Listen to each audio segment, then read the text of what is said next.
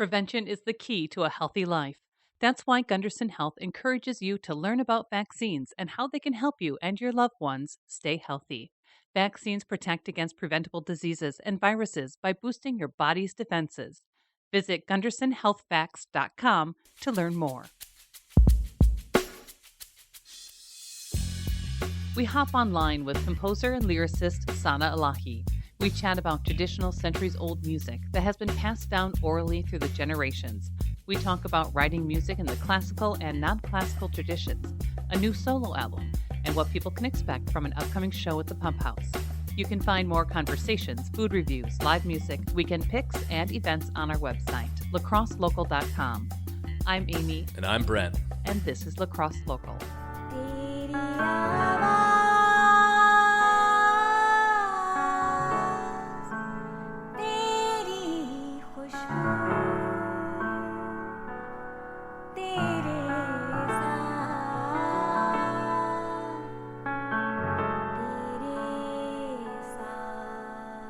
So my name is Sana Illahe. I was born in Pakistan, Lahore, Pakistan. That's a city.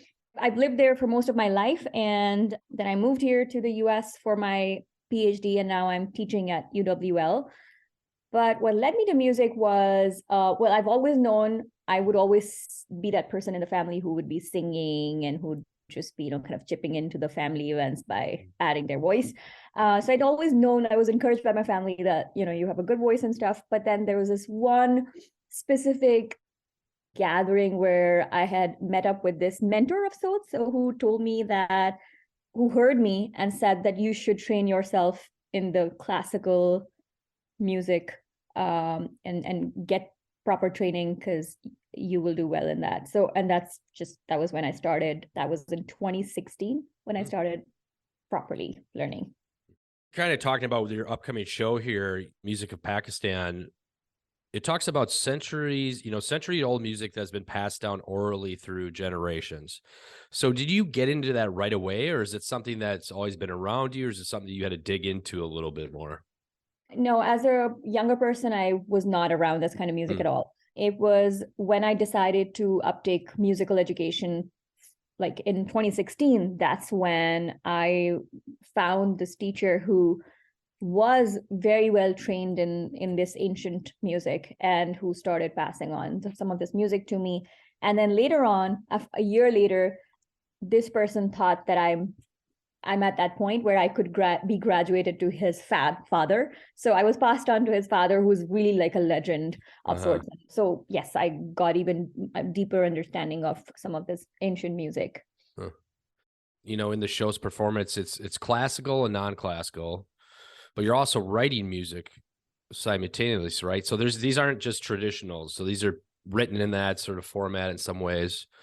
What is the process like? Is this natural for you to kind of write in this genre, or is it difficult, or how do you go through that process of writing music like this? So I just want to clarify that when we talk about writing music, we don't notate music in the classical Pakistani tradition of music. In fact, nothing is almost notated. It's all orally passed down. So, I mean, we talked about that a little bit, that it's all ancient. This recent performance that I had, I sang songs from 12th or 13th century. So they're in the same form, plus minus, of course. There's some, additions that are made along the way when they're passed down. So somehow, because my training has been so rigorous, and I mean, I'll just talk a little bit about rags, this whole idea of rags. So what happens is that you have these 7 pitches, notes, that you play in the do, re, mi, fa, sol, la, ti, do. So we have sa, re, ga, ma, pa, da, ni, sa in our tradition. And a specific combination is called a rag. And there are thousands of combinations, thousands of rags. And every rag has an energy, has a specific mood, and as a time of a day or season of the year that you kind of sing it in. And so once you start educating yourself and start researching that specific rag a little bit more, it kind of allows you to, as a creative person, you also start composing within that specific rag. So you've heard all these pieces that have been passed down in that one specific rag, but then now you're at that point where you're kind of just playing that rag in different ways and forms to come up with different melodies on your own as well. So I think that would be one of the ways that my process has worked with some of the compositions. I have used, again, poetry from people who are, from the 17th century, 18th century poets, and arranged it in one specific rag in a way which is very classical in nature, in the Hindustani classical genre, Hindustani Pakistani classical genre. So they're very much set in that genre, but I'm able to do that now because of my training.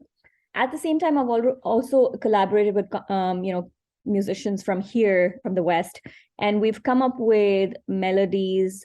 So I have a friend of mine, a very good friend, a piano player whose piano recital is coming up also at UWL on March 29th. So he would compose some piano piece for me, and I would compose a vocal line, which is, because of my training, I would use that genre of classical composition, but at the same time, it's not at all classical. That composition is it could be called pop, rock, and there's no particular genre to it, but I'm also using very much the skill that I've been fostering over time. It sounds like there's kind of like a through line that you kind of keep coming back to, but there's a lot of remixing, improvisation, almost, jazz in some ways, where the improvisation component is a big part of it. Yes. I would say, I think improvisation is a big part of the classical rendition as well. In fact, these rags that I was talking about, they are sung for so if the maestro is going to be singing a rag or introducing a rag to the audience, they would sing for hours. I've been at events where I'm listening to a maestro singing for, let's say, 1.5 hours, which is like which is supposed to be lesser than the usual, because now people have less patience. So, they would sing it for shorter periods of time. At a stretch, I've sang something for maybe 40 minutes or so. Then you have a rag as the structure where you're kind of singing something, but then within that structure, while keeping the rigor of the structure as well as keeping to the parameters, like the ascent has to be done in a specific way, the descent has to be done in a specific way, and no new notes can be added, and all that kind of strict parameters of the rag. But then you have all this room to play and improvise within that time. So that allows you all this, kind of, you can then go on and on for so long with those improvisations. It sounds kind of like meditation in some ways. I think I would add, yes, it is very meditative, this kind of music. It also uses a lot of spiritual themes in the rags. You'd be singing about this divine energy or something within you, something outside you, something that you seek out in your times of trouble. So there's a lot of spiritual elements and a lot of healing components. There are stories that I've heard, I don't know if they're, myths, which are, that people have healed listening to rags, when they're done right in the right time of the day by the people who have the right kind of skill. It is very meditative in nature. So when you're sitting there listening to a rag, it's very much a trance-like kind of feeling. State. Huh. With the album, you're also playing a variety of instruments throughout it, correct? Is that just something you just picked up, or is it one you've been adding throughout your life, or? Yes, I think ever since 2016, I had a harmonium before 2016 because I'd started to learn a little bit before that also, like, maybe 5 or 10 years before. But a harmonium, when I say a harmonium, it's not a harmonium in the Western style. We have like a small keyboard, which has bellows. And so it's relatively carryable, I would say, in comparison to the Western harmonium. And I brought mine from Pakistan. So that's the one I play. It supports me while I sing. Sometimes I'm able to play it very well while I'm singing, but mostly I try not to focus on that. And I try to focus on my singing solely. So I would just play a few chords just to kind of, make sure that I'm singing within the rag, etc. I also play the sur mandal, which is something I added later on to my singing.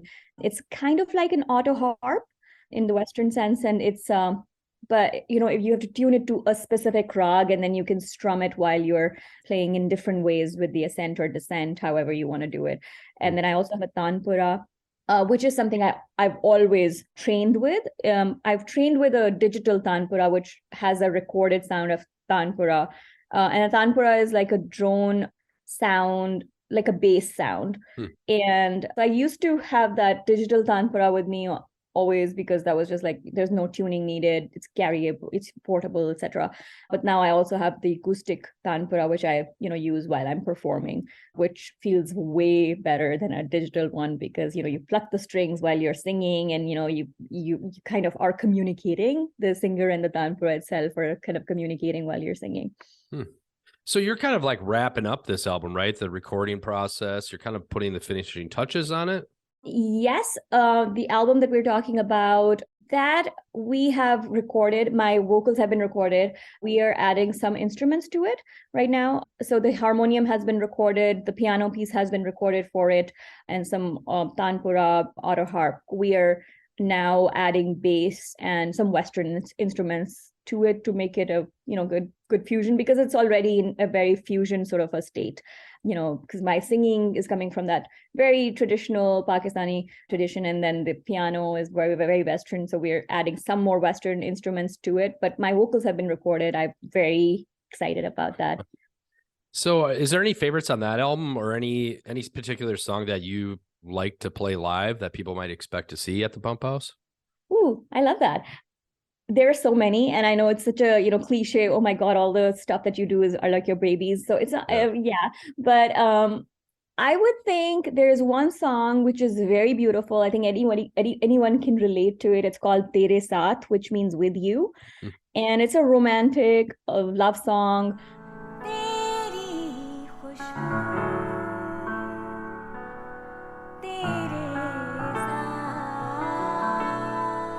It's just a very done very simply, but obviously I'm adding the ornamentation, the vocal ornamentation that I've kind of learned from my classical tradition. And it's just a beautiful love song. It's called Tere Saath, with you. And then we also have a Without You, which is Tere Bina. So that's a kind of a sad song. But yeah, there's that. And there's this one song which I really, really enjoy from the album, which is called Green.